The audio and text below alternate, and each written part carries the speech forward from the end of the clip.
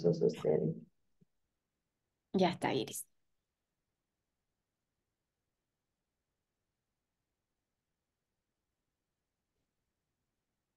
Bien, hoy vamos a estar hablando acerca de la historia de los votos en en las minorías.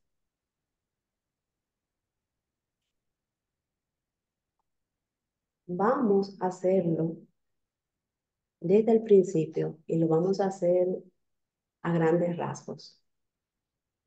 Me dicen que están mirando la pantalla, ¿verdad que sí? Ujú.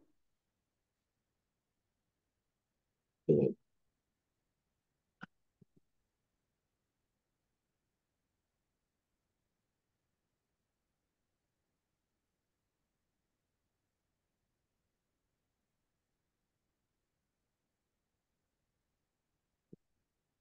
aquí yo quise poner, con ayuda, desde luego, me ayudaron bastante,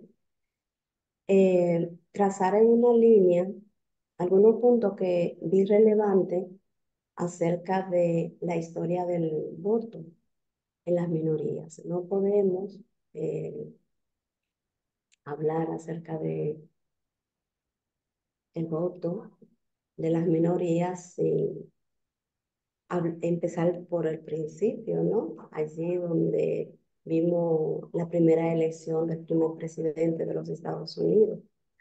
Wow,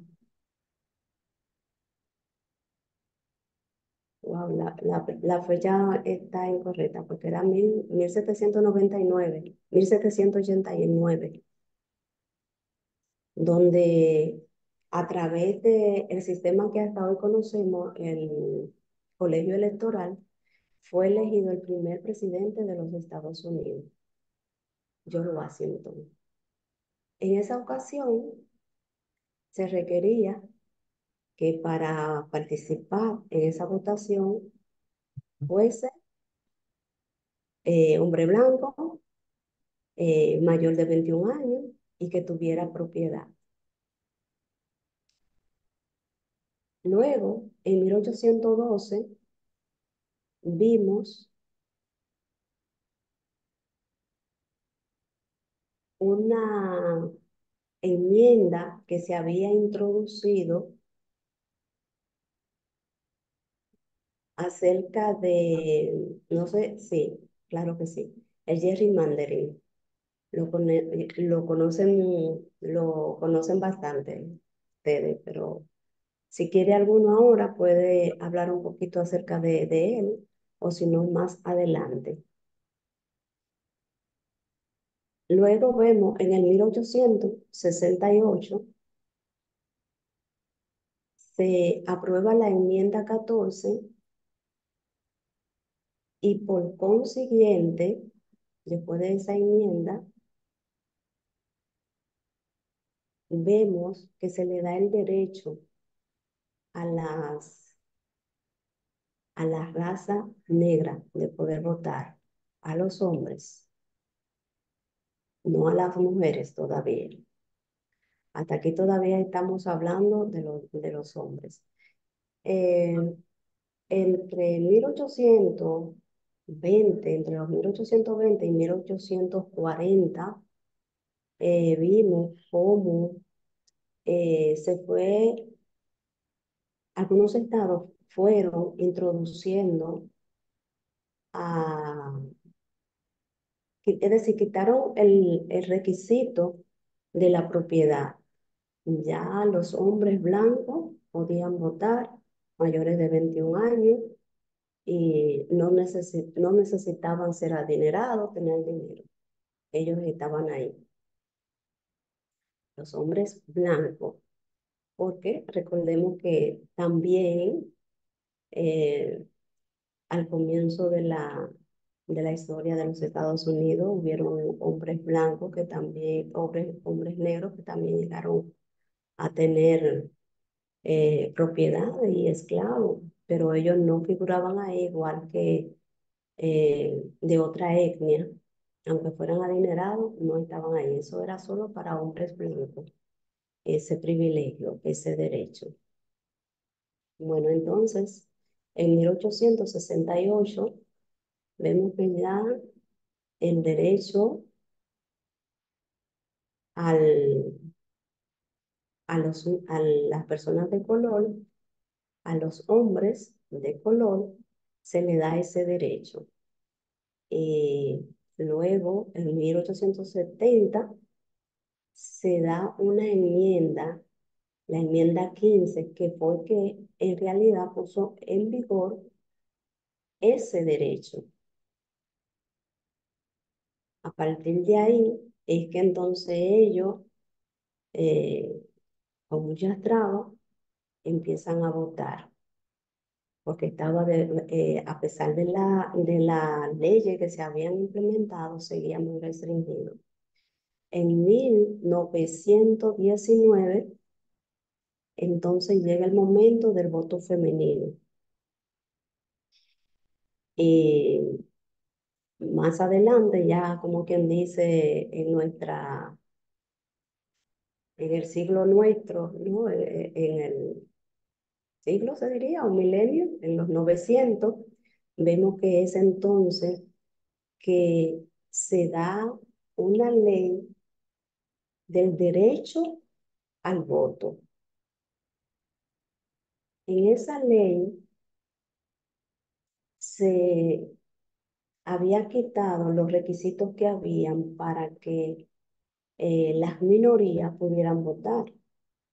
Por ejemplo, antes de esta ley se celebraban primarias y esas primarias eran solo para los hombres blancos. Y entre otras cosas, también había un voto no, una cuota que debían de pagar para poder, eh, para poder votar. Entonces, vemos, tenían que pasar también un examen de alfabetización en inglés. Y eso eran obstáculos tras obstáculos que hacían cada vez más difícil la votación para todos los hombres. En mil, con esa ley, eh, como quien dice, los negros, la raza negra, podían votar, conocían el idioma, pero con, porque se exigía que el inglés supieran leerlo, que supieran escribirlo y que supieran hablarlo bien, exigían eso. Pero entonces, en esa fecha, 1965, se eliminó ese requisito. Se elimina. Pero a pesar de que se elimina, siguen habiendo muchas trabas. Entonces, en 1979 se trabajó en un proyecto para educar, para informar, para registrar a todos esos votantes latinos, registrarlo, minorías, registrarla para que puedan ir a ejercer su voto. Después de ese proyecto de educación que se dio, que fue grande, fue histórico, entonces ya el voto latino vemos, como quien dice, vemos su fruto en el 2000.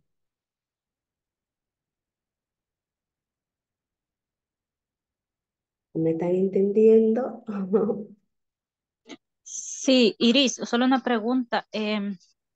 Pero cuando dices voto latino te refieres a siempre a personas ciudadanas, ¿no? Sí, sí, porque esas personas solamente podían votar aquellos que se habían ya naturalizado o eh, que habían nacido allá en los Estados Unidos o que se habían naturalizado y que entonces cumplían con los requisitos al voto. Ya. Una cosita más, ¿será que puedes poner más grande la pantalla en la parte de abajo? Es que quiero hacerlo más grande, pero no puedo. Oh, disculpa, Edith. ¿Está mejor? Sí, gracias. Siempre. ¿Hay alguna pregunta con respecto a los hitos, la fecha que ya voy pasando? Que a lo mejor yo no. Bueno, en realidad Mira, tú pasaste por alto el gerrymandering, que a mí me suena de haberlo oído, pero no me acuerdo nada lo que era.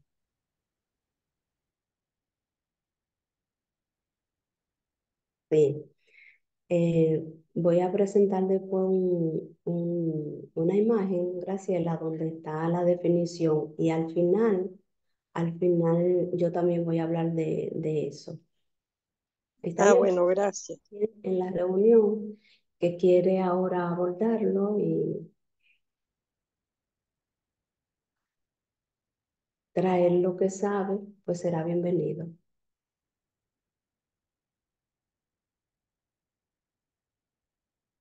Sí, yo tengo una idea, pero igual voy a esperar, porque sé que se trata de siempre de las elecciones, es algo electoral, es como un símbolo, algo así que se usa en la política, pero igual no estoy muy, no recuerdo mucho, entonces voy a esperar mejor. Sí, el gerrymander viene precisamente del nombre de quien hizo esa propuesta de ley. Eh, Él era gobernador en Massachusetts. A la hora de su muerte, él era vicepresidente, me parece. Este método tuvo mucha aceptación y, y ayudó mucho a su partido a mantener el poder, a mantenerse en el poder. Y cuando vemos método para, para hacer la demarcación, la redistribución de distritos después del censo que se realiza cada 10 años, ese es el método que se usa. Pero hay quienes ya conocen bien de este gerrymandering, saben que hay mucha irregularidad en este método para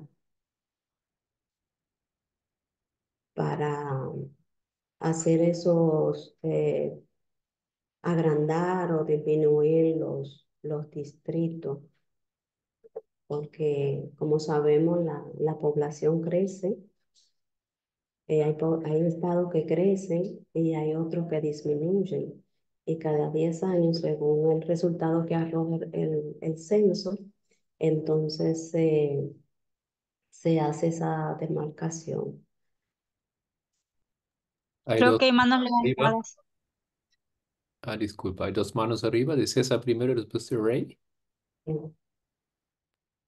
Ay, gracias.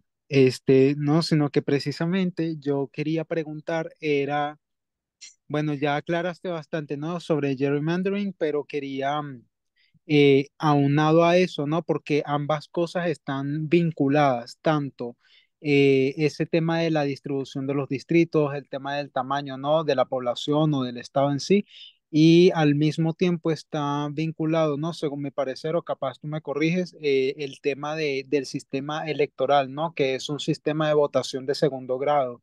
O sea, alguien vota por mí, yo no voto directamente por otra persona, por el candidato en sí, sino que alguien vota por mí, algo así, ¿no? Yo voto por una especie de colegio electoral, ¿no? No recuerdo en verdad, a mí sí me gustaría comprender mejor, ¿no? o de hecho simplemente comprender lo que es el sistema electoral de Estados Unidos, cómo es que funciona, ¿no?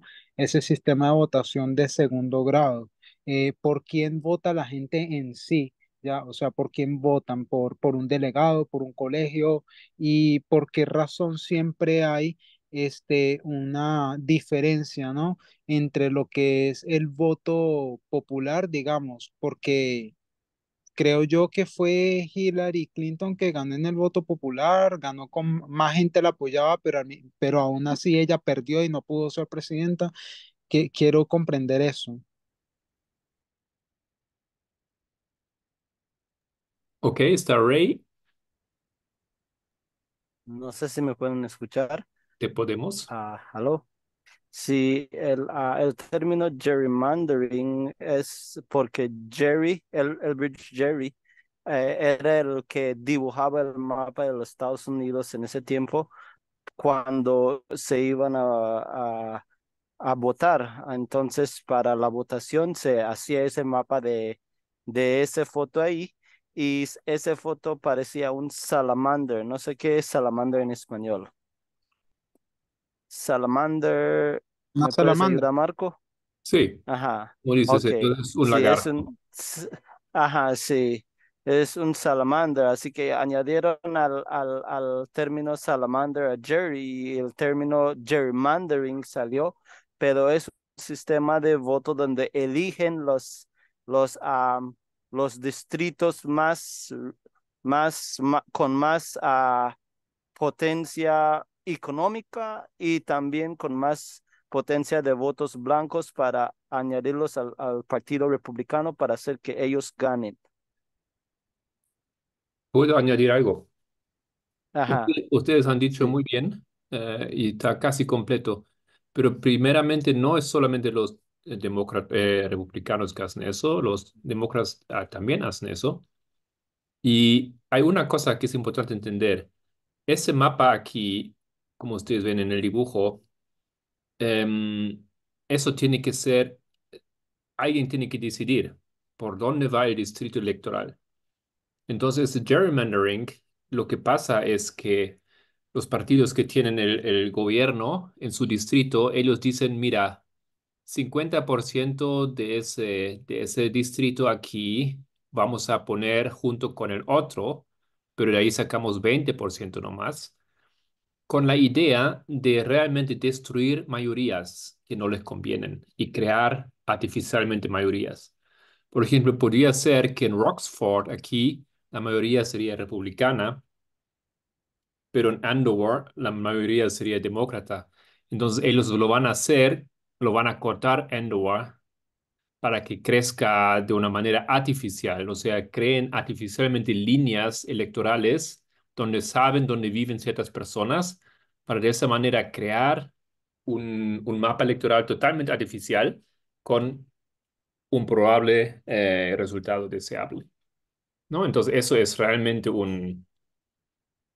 ya, es grave, ¿no? Porque tú puedes hacerlo como te parece mejor para asegurarte que los, por ejemplo, minorías, negros, no van a tener una mayoría nunca, porque siempre se cortan los grupos. En realidad son, todo el distrito es negro, pero lo dividen, dicen, y lo ponen junto con otro distrito donde ellos siempre van a tener una minoría, por ejemplo. Eso es gerrymandering. Pero eso siempre es usado en las elecciones cómo funciona, o ya funcionó, lo han usado en qué, o siempre lo usan, Sí, no lo han sé. estado usando desde entonces y lo siguen usando, pero últimamente ha habido muchas decisiones legales donde se está, donde las Cortes Supremas estatales están interviniendo y dicen eso es exagerar lo que están haciendo, y lo están cortando, digamos, de a poquito esas posibilidades. O sea que no es honesto prácticamente, ¿no? Claro, ¿no? Es Del como en todo. tu ciudad dicen, ellos dividen tu ciudad y dicen, no, no, no, ese distrito ya no es un distrito electoral, lo vamos a dividir aquí por esa calle, porque saben que en ese lado de la calle vive gente que va a votar en contra y lo sacan del distrito donde siempre estaban adentro, porque es natural, ¿no es cierto? Y creen así distritos electorales para, pues, forzar los resultados. Pero obviamente es difícil eso, ¿no? Porque hay gente que vive ahí, hay gente que vive allá y gente se muda y eso no es tan fácil la cosa, ¿no? Por eso tampoco es siempre 100% el asegurado el resultado. Pero creo que se entendió, ¿no, Graciela? Sí, la explicación que ella puso acá ya me quedó clara. O sea, en realidad, obviamente que no, que no es legítimo, es una manipulación, es horroroso. Ahora, lo que no entiendo es cómo lo siguen haciendo, es una cosa que escapa a mi capacidad de entendimiento. Y en parte lo hacen porque los dos partidos lo hacen, a los dos los conviene. Por eso, pero es espantoso, digo, Sí, es absurdo, sí. no tiene sentido. Ujú. Para los que estamos fuera de Estados Unidos parece totalmente absurdo.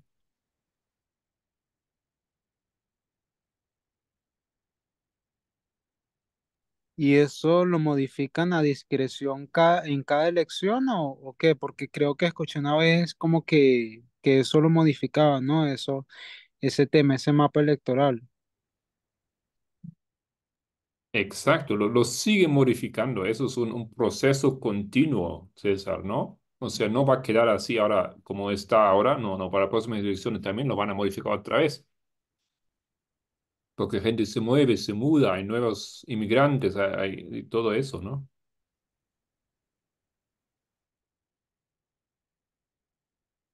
Y mi pregunta que creo que también es como más sencilla.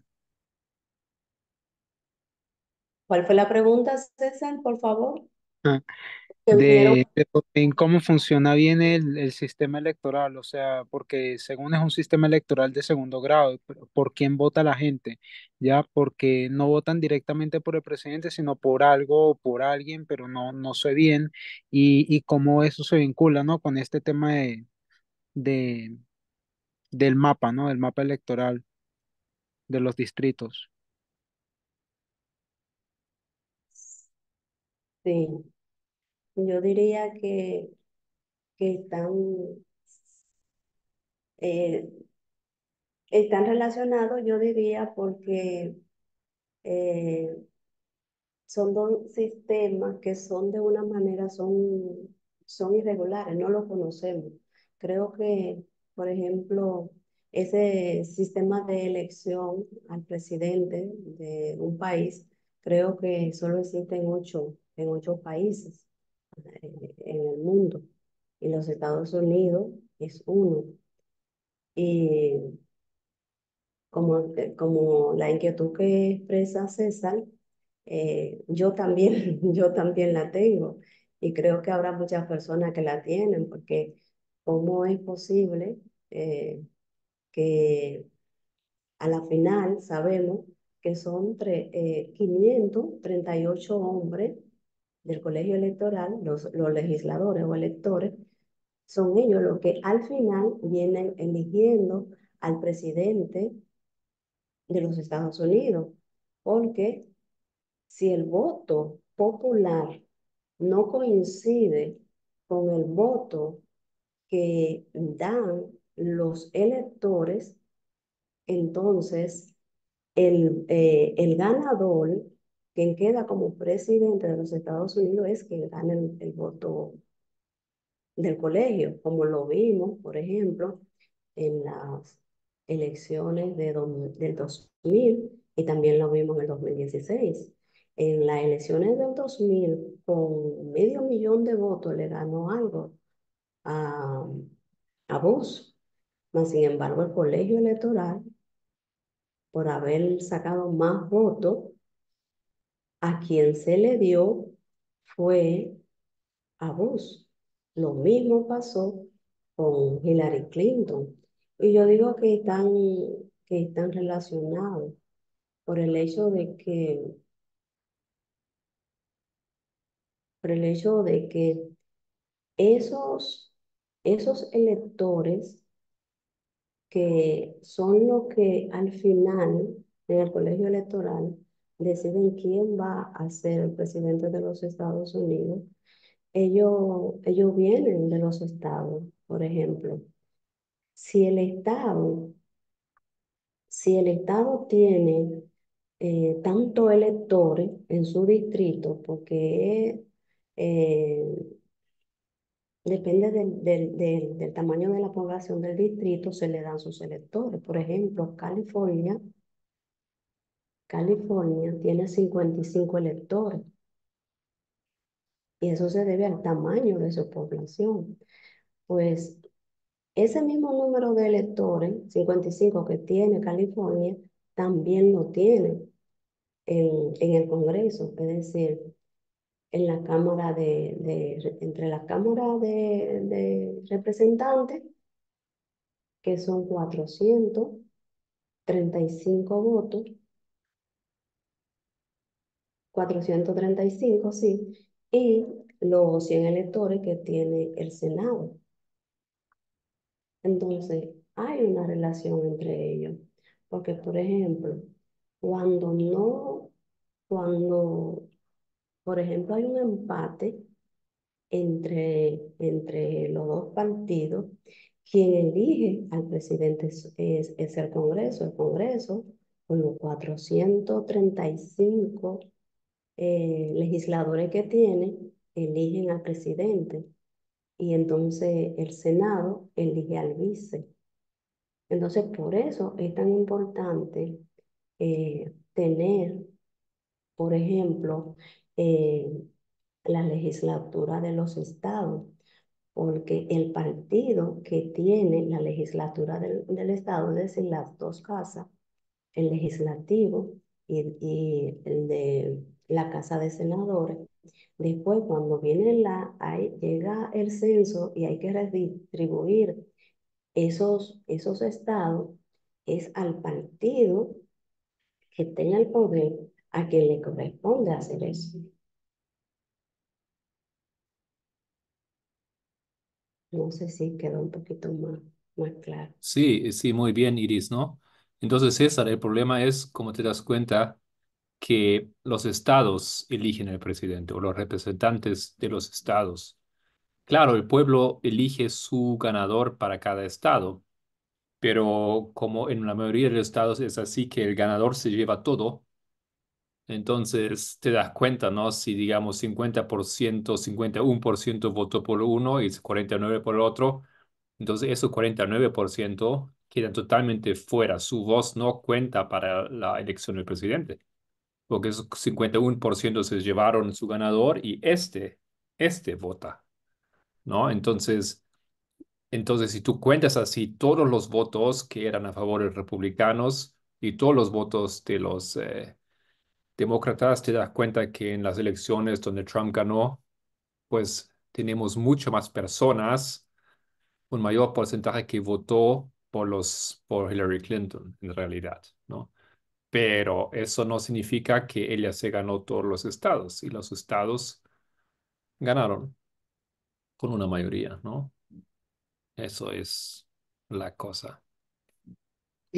Por ejemplo, ¿y quién vota en ese sentido? No, por ejemplo, si yo fuese ciudadano de los Estados Unidos, ¿votaría por quién o por qué cosa votaría yo?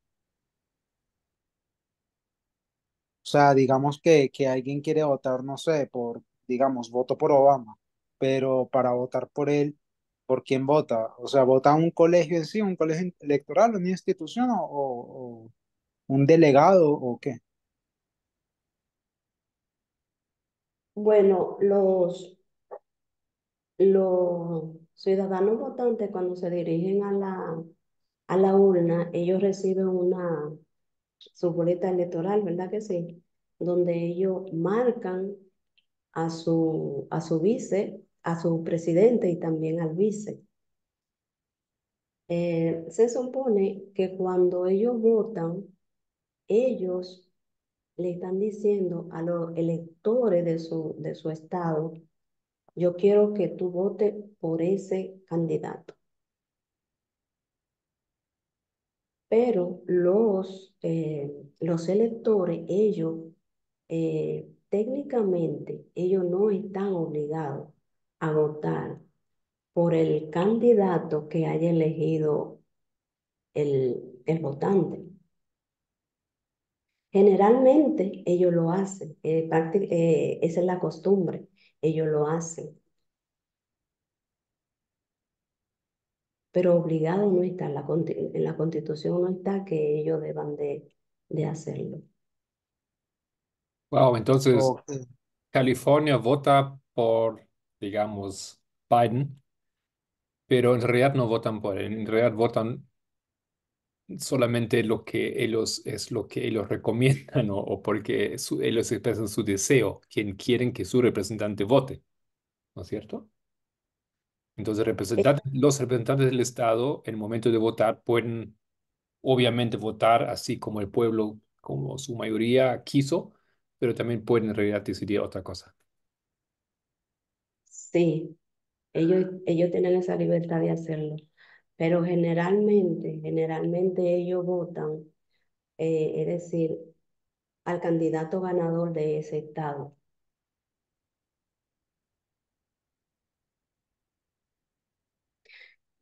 También algo que yo veo que es algo como irregular, ¿no? Que los Estados Unidos no tengan una legislación nacional para todos los estados. Es decir, que cada estado puede tener sus propias reglas electorales. Por ejemplo, vemos que Nebraska y creo que Maine, ellos ellos no hacen como hacen la mayoría de los estados, que cuando alguien, un ganador, un candidato, ya sea del Partido Demócrata o del Partido Republicano gana, se lleva todos los votos, como explicaba el anciano Marco. No importa que el otro partido haya ganado un 40 y él solo un 60, todos los votos, todos los votos son para él. Se queda sin nada el otro, sin representación. Entonces, vemos que eh, Nebraska y Maine, sí, creo que son ellos dos, sí, que no lo hacen así. Por ejemplo, ellos reparten su electores, reparten su voto. Si, por ejemplo, hubo un candidato que ganó el voto estatal, pues a eso ellos le dan dos votos, porque ellos tienen son tres votos.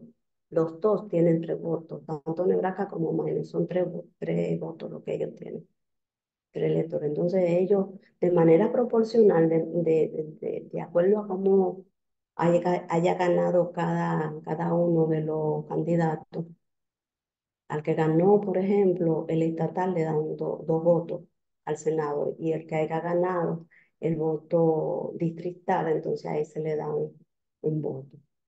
Entonces vemos que si ellos, por ejemplo, pueden tener esas normas para equilibrar un poquito el sistema electoral en los Estados Unidos y que sea un poquito, diríamos yo, como quien dice, más justo, porque eh, eso de que, por ejemplo, la gente, el pueblo, vote a un presidente y que después gane otro, como fue en el 2016-2020, que vimos esa diferencia tan abismal de votos, de diferencia entre un candidato y otro, y que el pueblo haya dicho, primero en el 2000, queremos este presidente, y después en el 2016 aún más, yo diría con una voz mucho más alta, fueron 3 millones la diferencia entre Hillary Clinton y,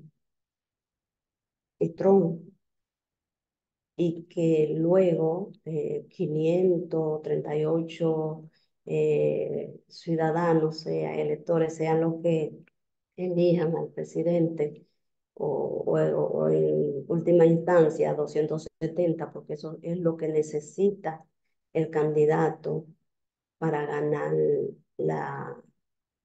coger el poder, la presidencia, la mitad más uno, que sería la mitad de 538.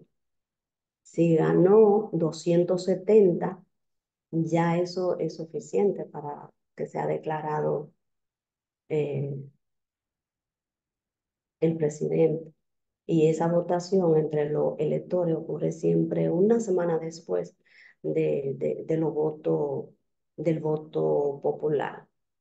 Cuando ya se sabe, por ejemplo, ganó Hillary Clinton, entonces ellos, los electores, se reúnen y ahí ellos ponen su voto a qué candidato a elegir.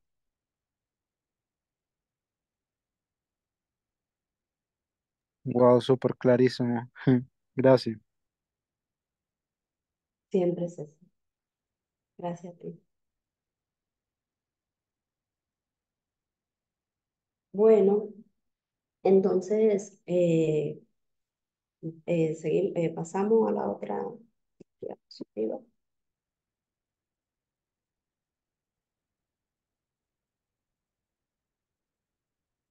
Eh,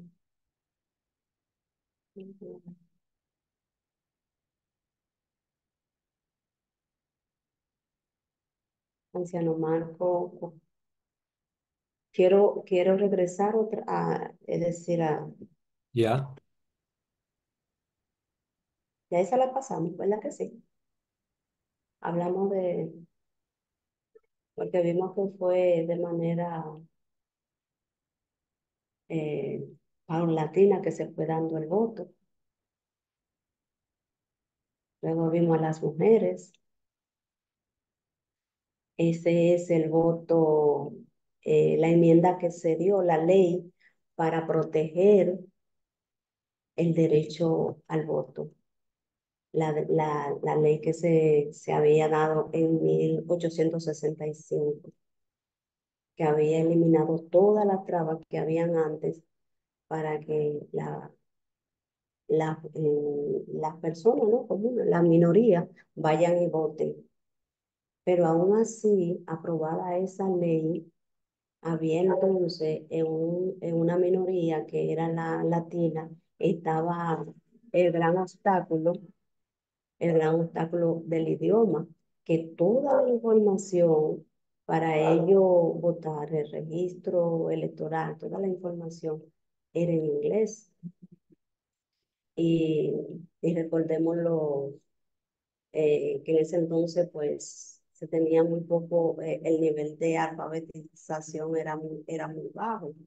Y fueron obstáculos que vinieron ya superándose en 1974, cuando mediante un trabajo arduo se aprobó esa ley que permitió entonces un proyecto de ley donde se educara, se informara y se alcanzara el voto latino.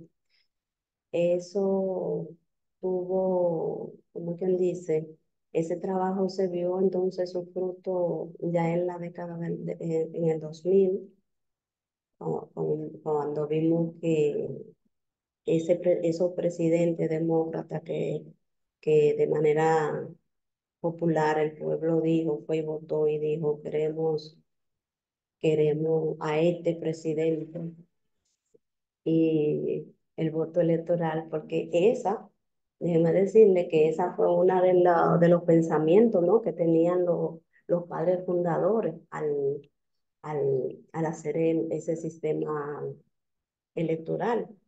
Que ellos no confiaban en la opinión pública.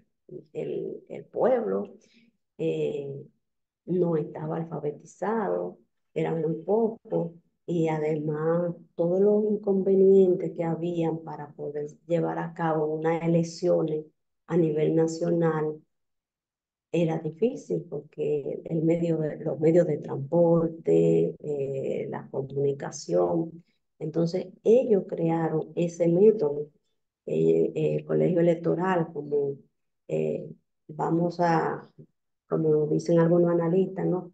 A crear este colegio, este conjunto de hombres sabios, este consejo de hombres sabios, para que ellos elijan a quien va a ser el presidente de los Estados Unidos. De una manera, ellos no confiaban en el voto popular.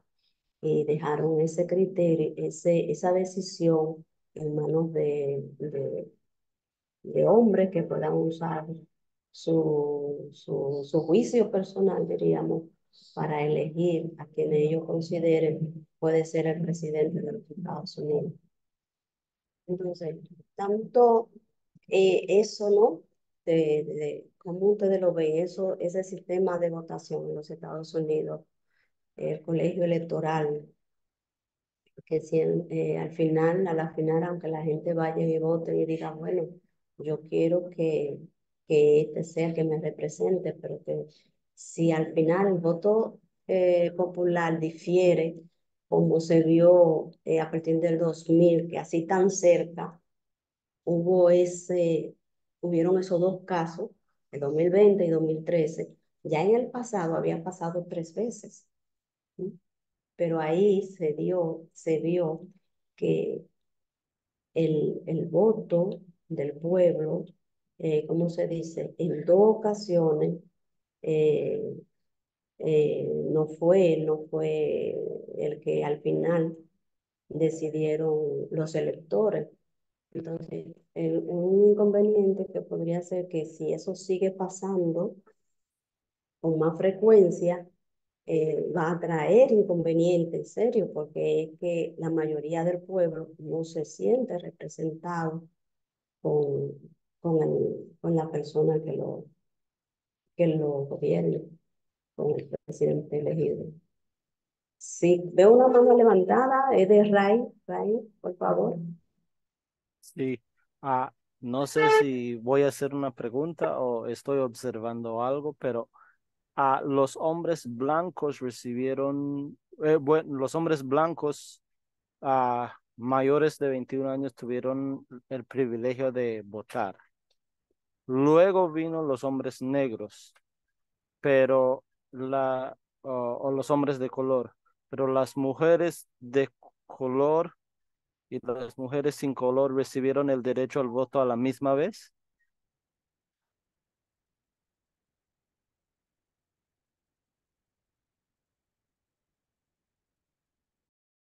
Tu micrófono, Iris.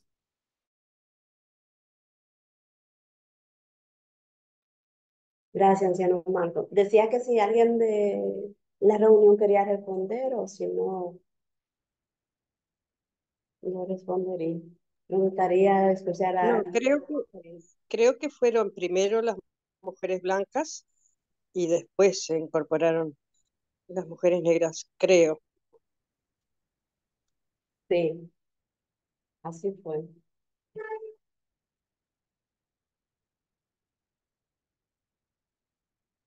Así, Gracias por la aclaración. siempre.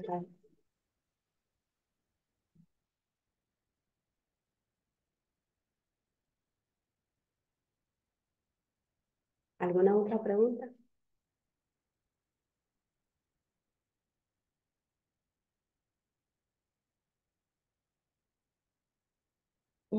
Bueno, si no hay más preguntas, yo quería hacer la salvedad de que luego del éxito tan grande que tuvo esa ley que se aprobó en 1974 y que luego tuvo que en 1975 hacerse una enmienda para proteger el derecho al voto. En el 2000, el 2008 vimos la respuesta tan buena que tuvo el voto latino en cuanto a la elección también del primer presidente negro en los Estados Unidos. Entonces, en el 2013 vimos cómo la Corte Suprema había, había dado había dado un dictamen en el 2013 porque precisamente había llegado hasta la Corte Suprema un caso de eh, resultado del gerrymandering, donde ese estado se había quejado y tuvieron que ir a la Corte Suprema y la Corte Suprema eh, Bueno, perdón. Ese no es ese no es el caso. En el 2013, la Corte Suprema eliminó algunas protecciones que tenía el derecho al voto que se había aprobado en 1965. Por ejemplo, eliminó la, el proteger la identidad de los votantes, lo eliminó. Y también eliminó el que, el que se diese un horario con anticipación para que el votante pueda, pueda prepararse, ¿no? Pueda programarse y entonces ir en número masivo a, a las urnas. Ese y otros inconvenientes, otras trabas más se dieron para disminuir el voto latino. Últimamente, también los lugares de votación lo han estado cerrando. Y la persona, imagínense, la persona que tiene que trabajar, esto afecta siempre a la minoría que tiene que trabajar, el que no tiene para pagar el día que se le toma, por ejemplo, ir a votar lejos, dinero para el transporte, porque ya el día libre que se le daba antes para que vayan y ejerzan su derecho al voto, lo están quitando. Hay estados que lo ha quitado y que lo están quitando. Entonces, eso afecta si tienes niño pequeño, ¿no? Y, y no tiene con quién dejarlo o que no tiene cómo eh, postear ese día de trabajo para que alguien te lo haga o no sé, o que se lo descuenten, eso le haría falta después a fin de mes al bolsillo. Son varias trabas se están poniendo para ver que el voto latino se refleje a la hora de ir a votar. También me parece que algunos estados han el voto, el voto digital, el voto a través de... Sí, por favor, anciano Marco. Sí, tengo una pregunta en cuanto al voto latino. Yo tengo entendido que el voto latino apoyó muchísimo a Trump y era muy importante para él y ganó muchos latinos justamente para su campaña, especialmente por las ideas del conservadurismo. Entonces, obviamente, o en ese sentido, no conviene restringir, ¿no es cierto?, al voto latino porque los republicanos estarían perdiendo. Entonces, ¿cómo fue eso? ¿Puedes repetir cuándo el voto latino fue tomado en cuenta o sabes algo de eso? ¿Qué iniciativas hubo para permitir o para incorporar a los latinos más adecuadamente? Sí, fue a partir del 1974, a partir de ese trabajo que se hicieron. Hubo una fundación, no tengo aquí los datos, parece que era mexicana, que trabajaron masivamente para eso, para informar y educar, y que la gente supiera el derecho, el poder que tenían en sus manos a través del voto, que salieran, que fueran y lo reflejen en las urnas. Tiene razón, anciano Marco, el voto latino, pues hoy precisamente más que nunca, para estas elecciones que se esperan, las elecciones del 2024, el voto latino ya no es previsible como antes. Se sabía que el voto latino, el voto casi siempre de inmigrante, era para el Partido Demócrata, que es quien realmente lucha por, por sus derechos, ¿no? Y sus mejorías. Hoy día vemos cómo el voto latino está de una manera dividido, no solamente entre el voto latino-cubano y el voto latino-venezolano, que están prefiriendo a Trump antes que a Biden. También dentro de ese grupo de voto latino que votó a Biden, hoy día tienen como una cierta, ¿cómo se dice?, desconformidad y se cree que es ¿Aló? Sí, por favor, ¿alguien quería hablar? Puede, venga.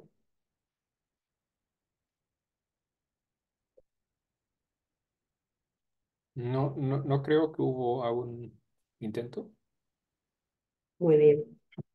Entonces, se está viendo ahora en las encuestas, están mostrando cómo el voto latino no es como antes, está variando lo que es la economía, la inflación, hay hay sectores, ¿no?, que están hablando de que la economía iba mejor con el Partido Republicano. También los analistas políticos creen que se debe también a que asocian el socialismo de los demócratas con el comunismo. Y los cubanos vienen de un sistema que al parecer ellos lo consideran opresivo, ¿no? Y, y por eso lo han abandonado, ¿no?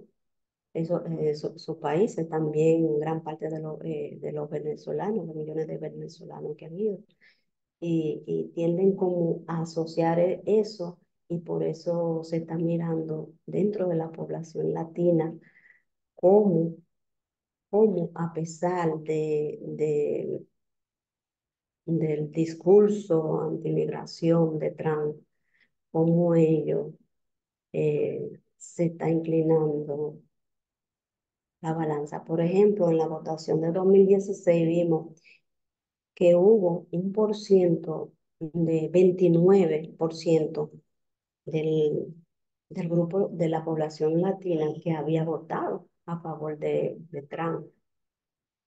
Y en las elecciones de 2020 vemos que fue un 32% que votó a favor de Trump.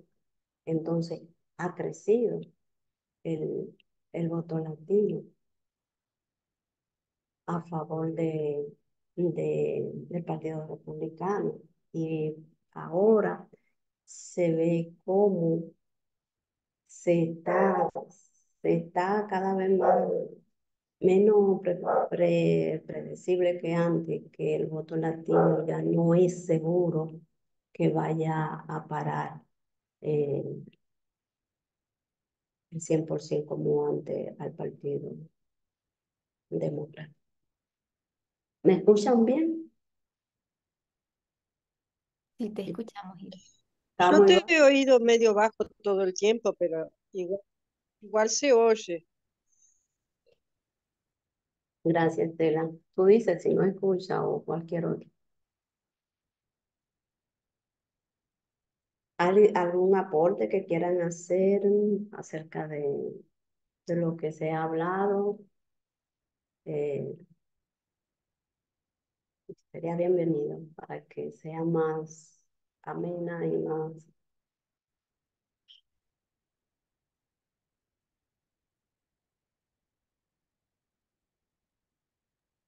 No, pensaba que eh, cuán complicado es, porque lamentablemente sí, toda esa inmigración se va a volcar hacia la derecha, entonces va a complicar muchísimo, o sea, no hay una, una educación política, eh, hay como mucha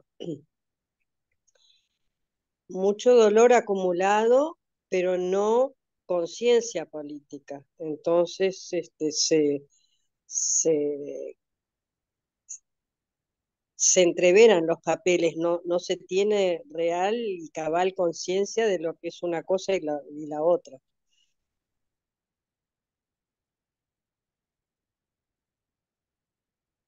Así es, Estela.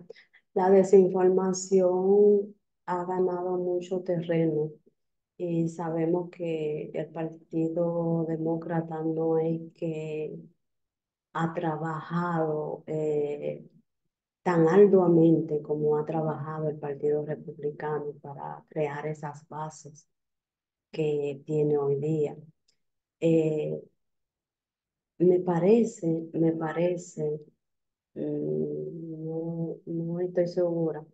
A nivel estatal me parece que son como 24 o 25 estados que tiene el Partido Republicano,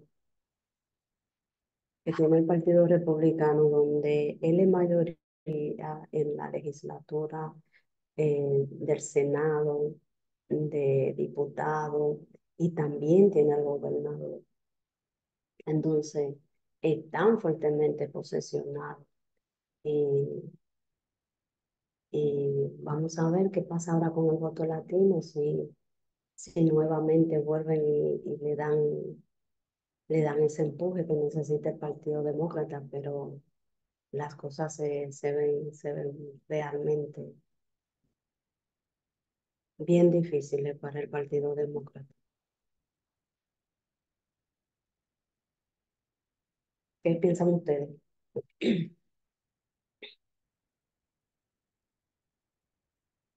Es solo mi opinión, ¿no? Eso Pues mismo,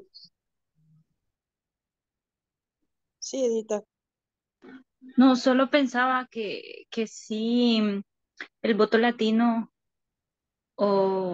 es uno de los que, o sea, hay tanto latino en todos los estados y realmente va a tener un impacto en las elecciones, ¿no? Y en algunos estados, Florida, que hay bastante latino, por ejemplo, Texas y California, no sé, pero hay varios estados que son bastante rojos, son los republicanos, ¿verdad? ¿No? Sí, Y hay bastante latino. Entonces, al final, pues no, yo siento que tiende más a, como alguien dijo ahí, no sé si fue Graciela, más tendencia a la derecha.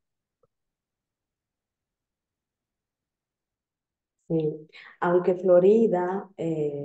Florida, Florida se considera un estado péndulo o indeciso, donde vimos en el pasado que le dieron el voto en dos ocasiones a Bush. No, una vez a Bush, o dos veces a Bush, después una a Obama y después votaron a Donald Trump. Entonces son de esos estados que cuando los candidatos presidenciales están en su campaña, aspiran precisamente a ganar esos estados, porque ellos son de los que deciden al final quién es el ganador. Porque como tú decías, hay algunos estados que ya están fijos con un partido político o con otro, que es el caso de California. California vota, yo no sé si es desde el 92 a los demócratas, mientras que Texas vota desde los 80 me parece que es, sí, al Partido Republicano. Entonces,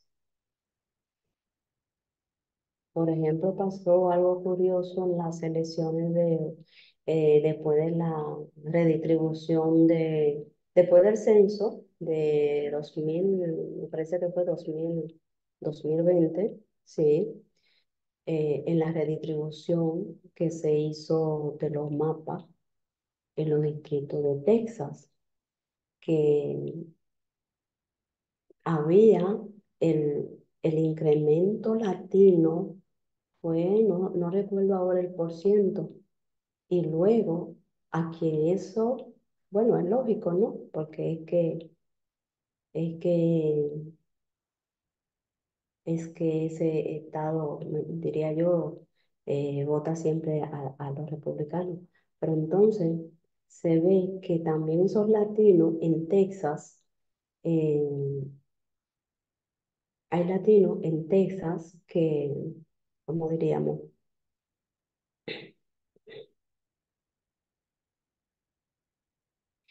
Que no están eh, con el Partido Republicano, ¿no? Y, y el partido que aumentó, es decir, le aumentaron los votos electorales a Texas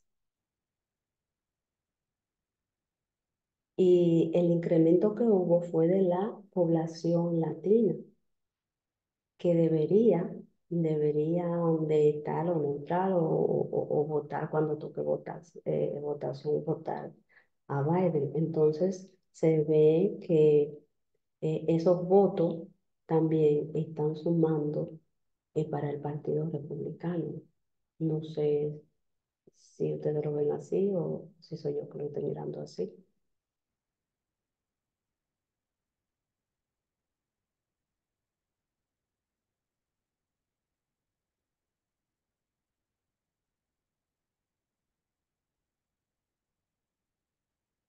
Tenía 36, me parece, 36 electores y ahora tiene 38. Y según el censo, el sector que había crecido era el latino.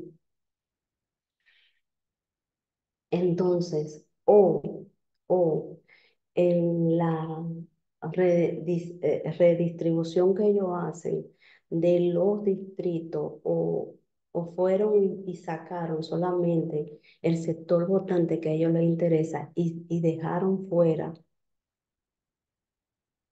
al voto que no le interesa, para ellos permanecer siempre siendo la mayoría, o el voto latino también le está sumando a ellos en ese estado, Texas.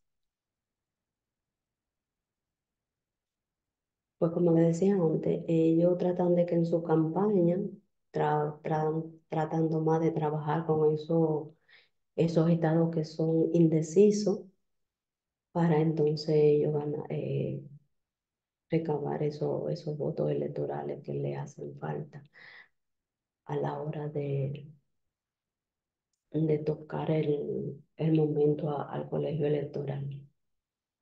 Tratan siempre de ir a esos estados que tienen un mayor número de electores. Me parece que está también Florida con 29, está Pensilvania, está Wisconsin, Ohio, eh, eh, Nueva York, que casi siempre generalmente vota a los demócratas, pero ahora se ha habido que también esa, esa, ¿cómo se dice? Esos niveles se ve que también ya no le están sumando al Partido Demócrata, están eligiendo al Partido Republicano. Nueva York, hay quienes han salido de la simpatía a los demócratas y ahora se refleja en el Partido Republicano. Ya no está estable el voto latino para los demócratas.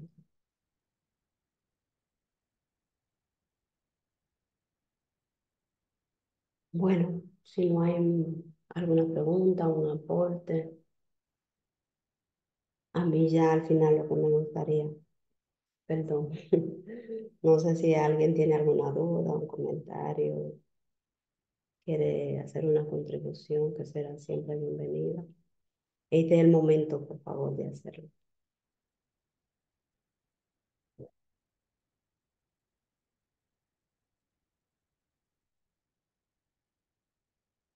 ¿Qué piensan ustedes de ese sistema electoral de los Estados Unidos? ¿Refleja la voluntad del pueblo? ¿Son las mismas Creo, condiciones que tiene hoy los Estados Unidos que las que tenía antes? ¿Hay ese nivel de alfabetización bajo como se tenía al principio? Ya los medios de comunicación han avanzado y ya no se necesita ese método antiguo, o hay que renovarlo, o estaba bien y funciona todavía y deben continuar ejerciendo, usando. yo Yo creo que, ay, perdón. no, no, no, qué pena. Hablamos al mismo tiempo, pero dale, Graciela, dale.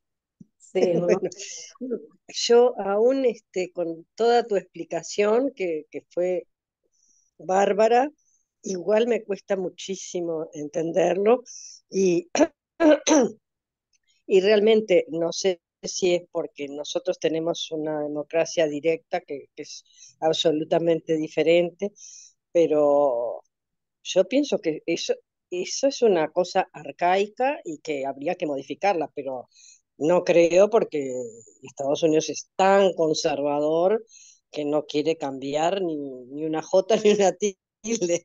Así que lo veo muy difícil de que vayan a cambiar, pero realmente no tiene ningún sentido que haya que votar a través de otros. O sea, no me entra en la cabeza, pero claro, digo, está toda la explicación de las épocas en las que se fueron instrumentando las estructuras, pero a esta altura de la vida me parece recontra arcaico.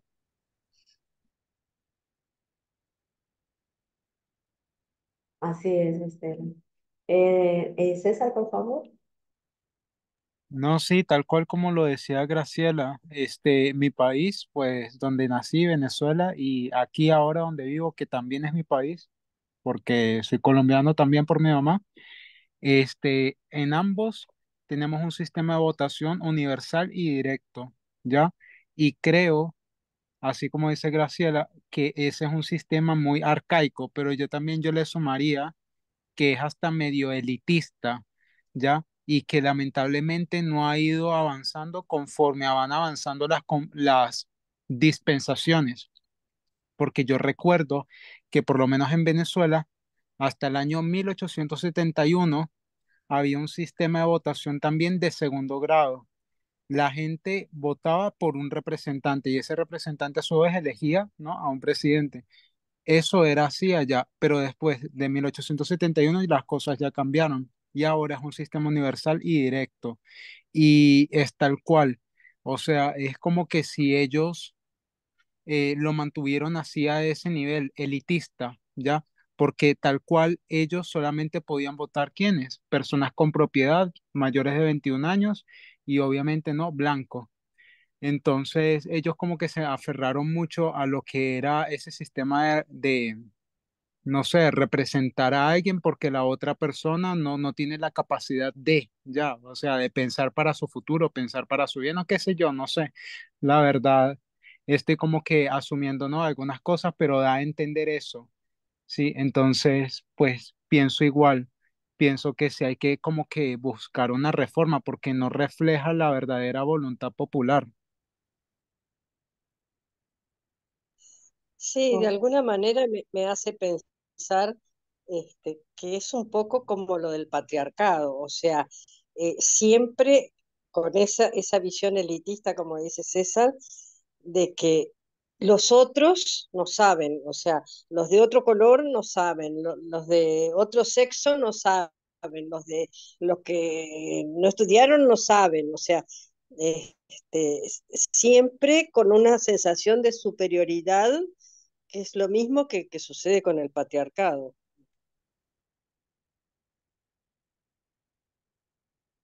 muy bueno, Esther. ¿Alguien más?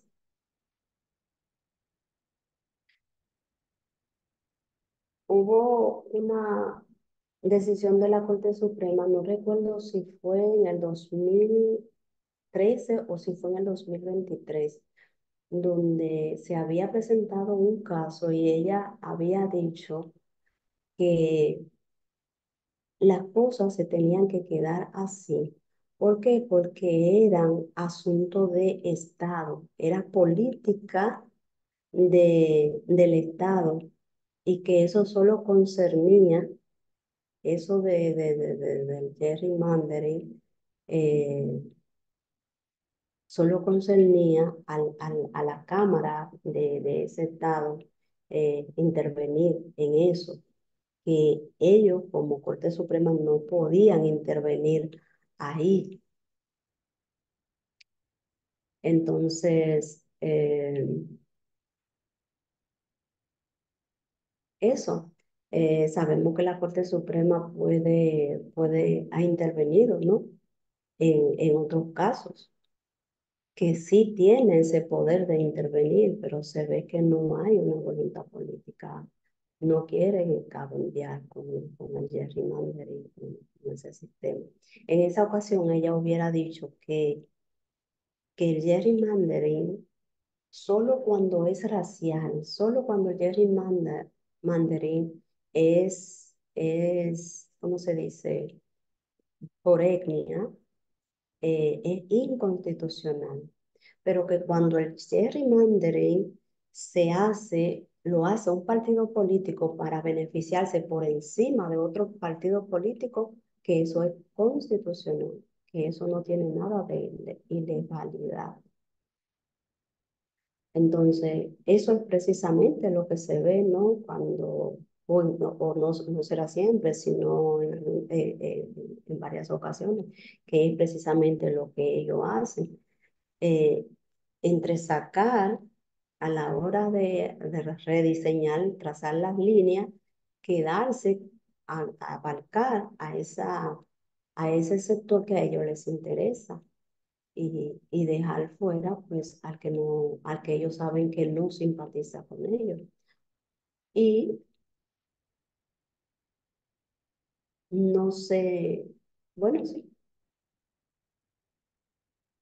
será así, aunque también me Es pregunto, que, es que sí, es eso, es tan absurdo, digo, que en el siglo XXI no puedan decir, bueno, acá están los mapas y esta es la delimitación de los mapas y punto, y se acabó, y el que está adentro, y el que está afuera, y el que es de un estado es de un estado, y el que es del otro es del otro, y punto, y se acabó y no hay discusión, o sea, es todo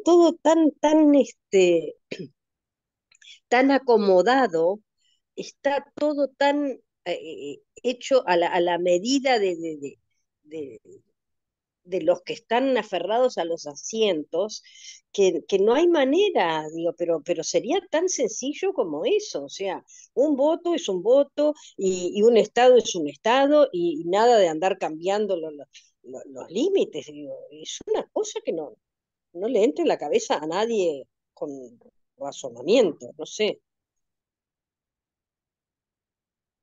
sí, así pienso, porque con una legislación, con una ley que se haga a nivel federal para todos los estados, pues yo pienso también igual que se resolvería eso y la democracia realmente brillaría, porque es que eso pone en entredicho la democracia estadounidense,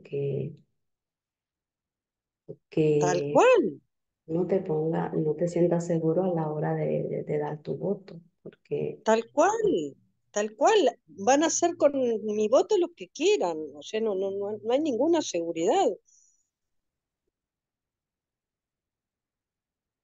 ¿cómo lo ven los demás?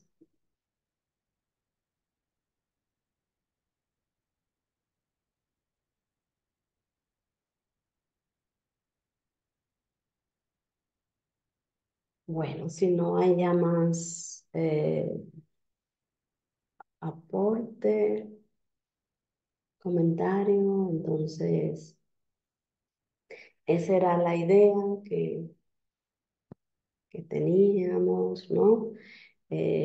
Ver la línea de los votos, es decir, la historia de los votos, cómo se ha ido dando y cómo de importante es que nosotros eh, sepamos el valor que tiene ese derecho, porque sin el voto no hay democracia y sin democracia pues tampoco habrá derechos humanos.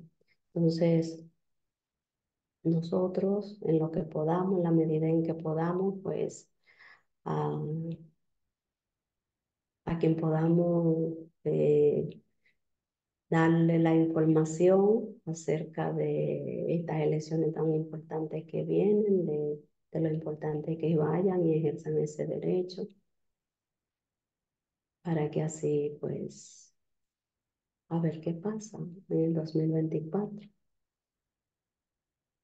Si el voto latino se hace sentir como se hizo sentir en el 2020 y en el 2008 y también 16. Vamos a ver qué dice el voto popular. Y Iris, sobre el voto latino, cuando tú mencionabas que lo piensan, ¿no? Como eliminar o restringir, algo así, ¿cierto? Algo así, ¿viste? No, no. No. Eh, no, que un, parece que una cosa trae a la otra, César, porque el voto latino es como para después darle ese paso, ¿no? El candidato ganó ese estado, por ejemplo, si el voto latino fue mayoritario para el candidato republicano, entonces a él le tocan todos esos votos, él agarra todos los votos. No importa que haya, por ejemplo, media población que haya votado por el otro partido, todos los votos a él le van a tocar, él lo va a agarrar. Entonces, de una manera, el que el ciudadano, el que el votante vaya y eche el voto, va entonces a decir qué candidato ganó en ese distrito. Ah, ok, ok. O sea que el voto latino está cada vez más determinante, ¿no? Sobre todo en estados como Florida, me imagino, porque ahí hay Sí, una alta concentración de venezolanos y cubanos y así, colombianos y bueno, de muchos latinos. así es. Así es. Bueno, Muy bien, muchas gracias, Iris. Creo que has podido cubierto bastante material aquí y estamos un poco mejor preparados ahora para lo que viene, ¿no es cierto? Yo solo que quería comentar que yo también, digamos, no puedo entender muchas cosas como anda, ¿no? Como dicen ahí, pero también una cosa que hemos dicho es que hay que respetar. Eso es lo que parece que la mayoría quiere, ¿no? Ellos quieren que así sea, ¿no? Es un país que optó por esa opción y están, ay, parece una mayoría que gusta que sea así. Refleja a qué son.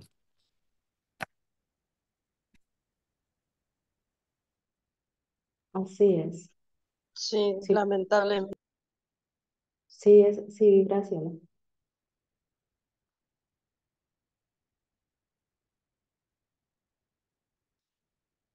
Graciela, por favor.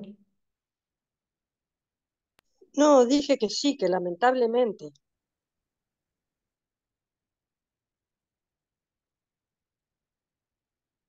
Sí, porque si no, no hay voluntad política de parte de los políticos, ¿no?